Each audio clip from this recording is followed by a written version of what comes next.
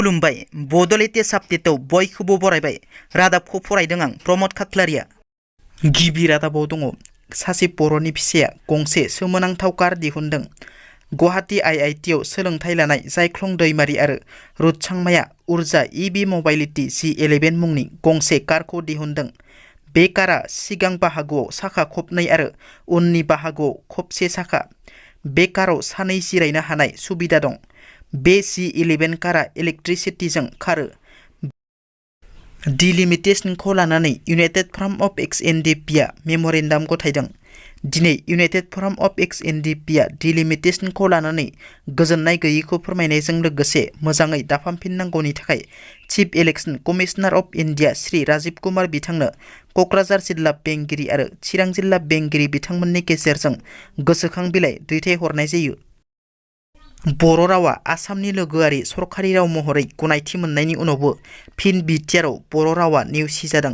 चिरां जिल्लानि बासुगावआव गोदानै लुफुंजानाय फायार एन्ड इमार्जेन्सि सार्भिसेस स्टेशनाव असमिया आरो इंराजि रावजों साइनबर्डआव लिरनाय नुनो मोन्दों, नाथाय बर' रावजों लिरनाय गैया।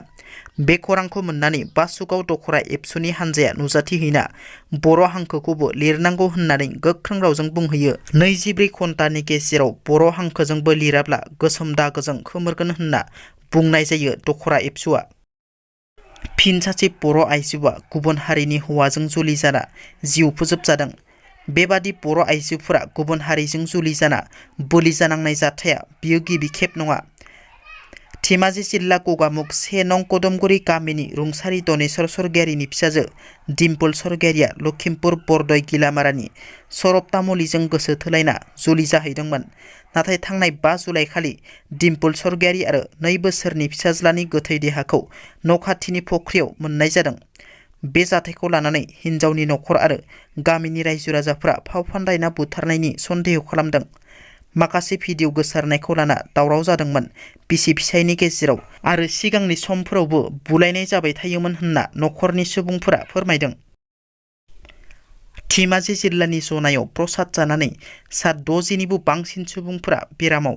धेमाजि जिल्ला जनाय महकुमानि सान्थिपुर नामघराव बुधबारखालि इसोरखौ सिबिनाय जादोंमोन। नामघराव राननाय प्रसाद एबा सानाखौ गोबां दौरि दौसिफोरा जानानै सा 60निबो बांसिन बेरामाव गोग्लैदों। सासेनि देहाया गाज्रिसिन बेरामाव गोग्लैनायखौ मोजां फाहामथाय होनो धेमाजि मेडिकेल कलेजसिम दैथायहरनाय जायो।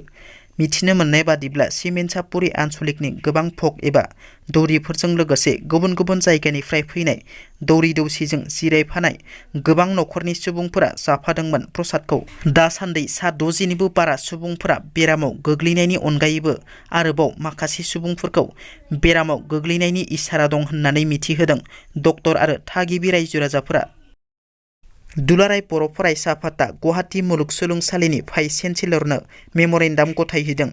गुवाहाटी मुलुगसोलोंसालिया निउ एकाडेमिक प्रग्रामाव गासै 23 बिफानफोरखौ लानानै 5 इयार इन्टिग्रेटेड मास्टार कर्सखौ थांनाय 5 जुलाइ खालाराव फोसावदोंमोन। बै फोसावनायाव नाथाय बर' मेजरखौ सोसननाय जादिया। बेबादि जायोब्ला बर' मेजर लानानै गावनि इयुन जिउखौ दालांनो सानग्रा फरायसाफोरा बै खाबुनिफ्राय जानगाराव थानांगोन।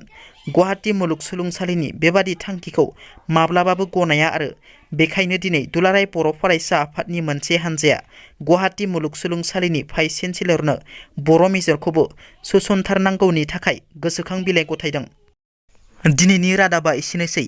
नोंथांमोना जुदि आंनि रादाबखौ खोनासंनानै मोजां मोनदोंब्ला अन्नानै लाइक, शेयार आरो साबस्क्राइब खालामनो दाबाव। गोजोन्थों।